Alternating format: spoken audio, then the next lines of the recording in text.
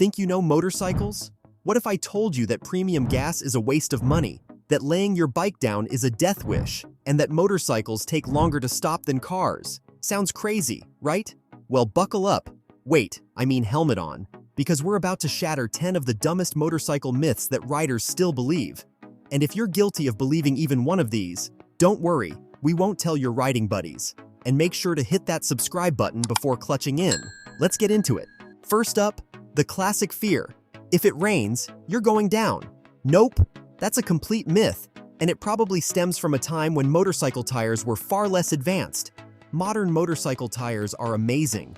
They have tread patterns specifically designed to channel water away from the contact patch, providing excellent grip even on wet pavement. These aren't your grandpa's tires. Think about the sipes, those tiny slits in the tire tread. They're not just for show, they act like miniature pumps, actively pushing water away. Professional racers ride at insane speeds in pouring rain, often leaning their bikes over at extreme angles. If they can do it, with the right skills and equipment, you can handle your commute. The key is smooth riding. Avoid sudden braking or acceleration. Be extra aware of your surroundings, and make sure you're visible to other drivers. Rain doesn't make riding impossible. It just requires a bit more caution and a heightened awareness of your bike's reduced traction. Hydroplaning, where a layer of water builds up between the tire and the road, is a real risk, but it's largely avoidable with proper speed and tire pressure. From wet roads, let's move on to what you wear on those roads, and why it matters more than you might think. This myth makes leather sound like a purely aesthetic choice, like you're just trying to look cool. While a good leather jacket does look cool, that's not its main purpose. It's about protection. First and foremost, leather is incredibly abrasion resistant. If you go down a slide, high-quality motorcycle leather, typically cowhide or kangaroo, will protect your skin far better than denim or most synthetic fabrics. It's literally your skin's second layer of defense. Denim, for example, can shred almost instantly in a slide, leaving your skin exposed to the road. High-quality motorcycle leather is thick, often 1.2 millimeters to 1.4 millimeters or more, treated for durability, and often reinforced at impact zones with extra padding or even armor inserts made of materials like CE-rated foam or viscoelastic polymers. It's the difference between road rash, a painful and potentially scarring abrasion, and a minor scrape. Many modern leather jackets also incorporate vents and perforations for airflow, so you don't have to sacrifice comfort for protection. From protective gear, let's talk about how you stop your bike, and a common misunderstanding about braking techniques. This one is partially true, but dangerously incomplete. Engine braking, downshifting to slow down, is a useful technique, especially for controlling speed on long descents. But it's not a substitute for your actual brakes. It's a supplement, not a replacement. Your front and rear brakes are designed for maximum stopping power. They have powerful calipers, often multi-piston, large rotors, made of steel or sometimes carbon ceramic, and are engineered to bring you to a halt quickly and safely. Relying solely on engine braking can wear out your clutch and transmission prematurely, especially if you're downshifting aggressively. Engine braking is best used to supplement your brakes, helping you control your speed on downhills or when approaching a corner. It helps reduce brake fade, loss of braking power due to overheating, on long descents. It's not your primary stopping method, and it doesn't activate your brake light, making you less visible to drivers behind you. The brake system on a motorcycle is a hydraulic system that uses brake fluid, typically DOT4 or DOT 5.1, to transmit force from the lever or pedal to the calipers, which then clamp the brake pads, made of various compounds, including organic, semi-metallic, and sintered, onto the rotors, creating friction and slowing the bike down. This system is far more powerful and efficient than engine braking alone. Speaking of things you put in your bike, let's talk about fuel, and a myth that costs riders money. This is a costly mistake, fueled by marketing and wishful thinking. Many riders think that premium fuel is better and will somehow boost their bike's performance, giving them extra horsepower or better mileage. Unless your motorcycle's manual specifically requires premium fuel, usually high-performance sport bikes with high-compression engines, or those with forced induction like turbochargers or superchargers, you're just wasting money. Premium fuel has a higher octane rating, which prevents premature detonation, knocking, or pinging in engines designed for it. This knocking can damage the engine over time, but if your engine isn't designed for it, that extra octane does absolutely nothing beneficial. It doesn't clean your engine better, it doesn't add power, and it doesn't improve fuel economy. Your bike's engine is tuned to run on a specific octane rating, typically specified in the owner's manual. Using a higher octane than recommended won't magically add horsepower or improve fuel efficiency. It's like putting high-performance racing tires on a family sedan.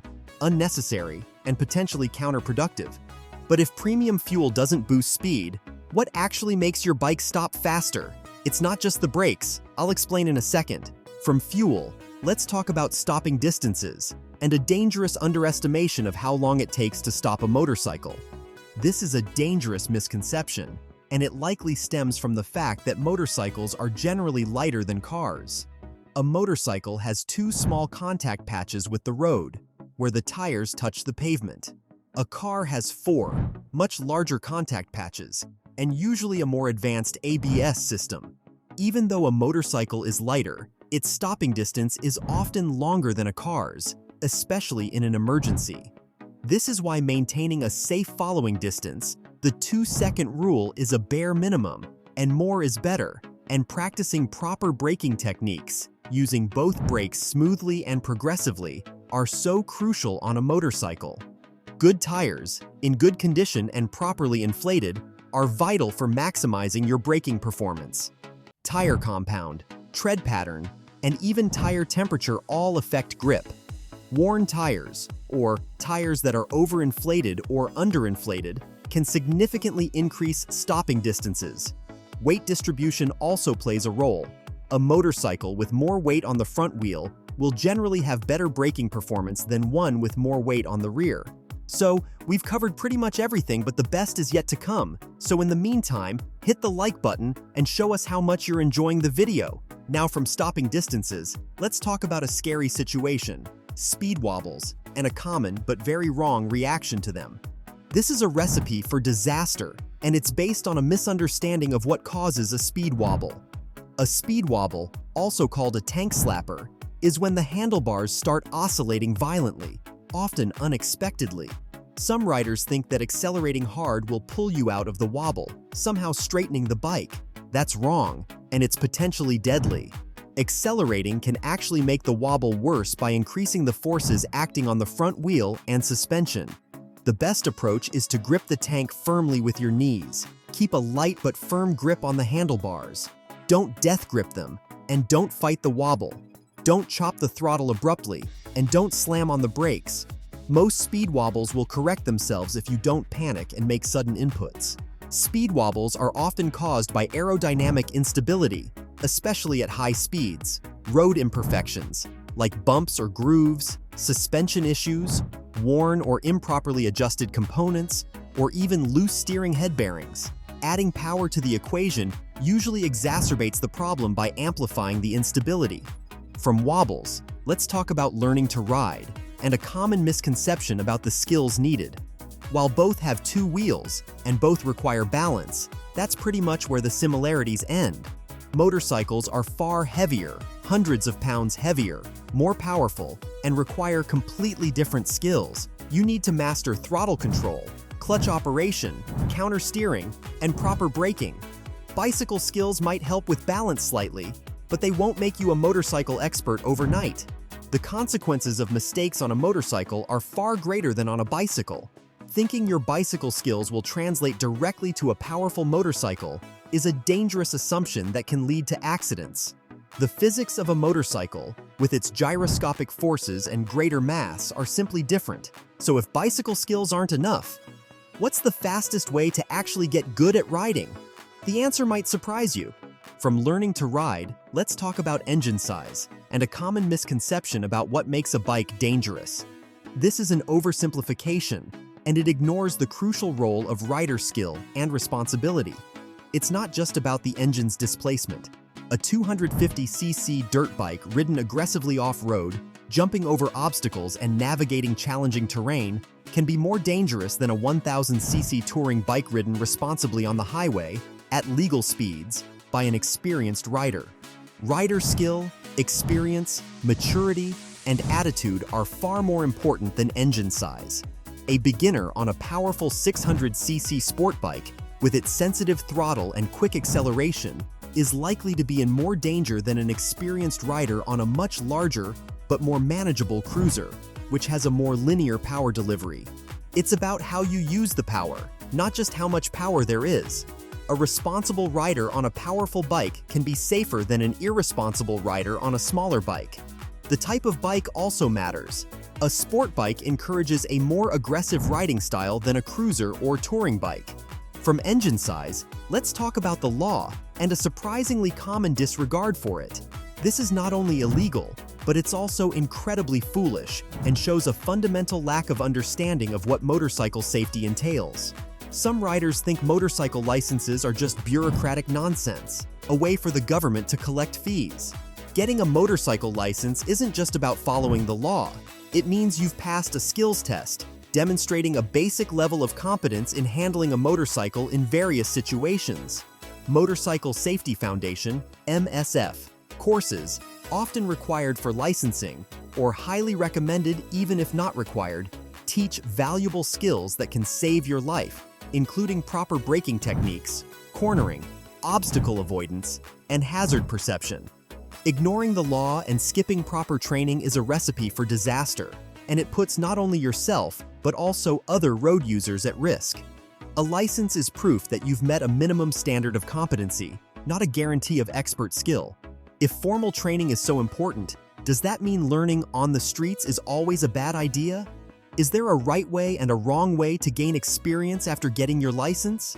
From licenses, let's talk about the worst way to learn, and a truly dangerous piece of advice. This is, without a doubt, the dumbest motorcycle myth out there, and it's based on a complete misunderstanding of how learning and risk work. Some people claim that riding without gear teaches you to respect the bike because you'll be more afraid of falling, and therefore, you'll ride more carefully. That's insane, and it's potentially life-threatening. Gear is there to protect you when you fall, not if you fall. Even the most skilled riders make mistakes, and even a low-speed fall can result in serious injuries if you're not protected. Learning should be about building skills and confidence in a controlled environment, not about increasing your risk of serious injury, like road rash, broken bones, or head trauma. There's no respect gained from road rash, broken bones, or a traumatic brain injury. There's just pain, potential permanent damage, and a long, difficult recovery. Proper gear, including a helmet, jacket, gloves, pants, and boots, significantly reduces the severity of injuries in a crash. But the real twist isn't about avoiding danger. It's about embracing skill. It's about recognizing that true mastery of motorcycling isn't about bravado or ignoring risks. It's about continuous learning, constant refinement, and a deep understanding of the machine and the environment. It's about the pursuit of becoming a better rider, not just a faster or more daring one. The best riders are the ones who are always learning, always practicing, and always striving to improve their skills, not the ones who think they know it all. They understand that the journey of becoming a skilled motorcyclist is a lifelong pursuit, not a destination. And that's it. 10 motorcycle myths obliterated. Now you're ahead of 90% of riders who still believe these lies. So tell me, what's the dumbest motorcycle myth you've heard? Drop it in the comments and let's call out the nonsense together. Like and subscribe for content like this.